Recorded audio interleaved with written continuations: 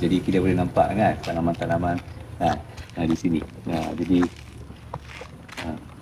sebentar lalu kita jalan-jalan, tengok lagi semua tanaman-tanaman.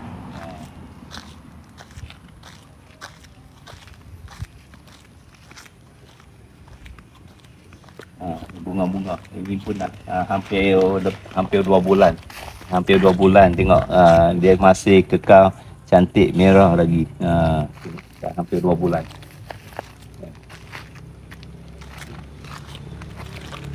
Okey. Jadi di sini juga tadi baru kemas ni pasu-pasu inilah.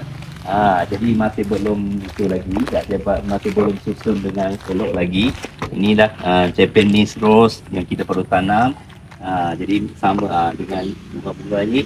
Jadi pasu carnation tanah rendah ini, pasu ini dah hampir saya kalau tak silap dah 7-8 tahun kami kekalkan. Jadi memang kita kekalkan dengan baja organik. Jadi tengok dia selepas kita trim, tabur dengan baja organik dan spray dengan folia ini, mana dia kan tumbuh balik. Lepas tu dengan bunga. Jadi kita boleh nampak sebaran dia. Tengok sihat dia tumbuh.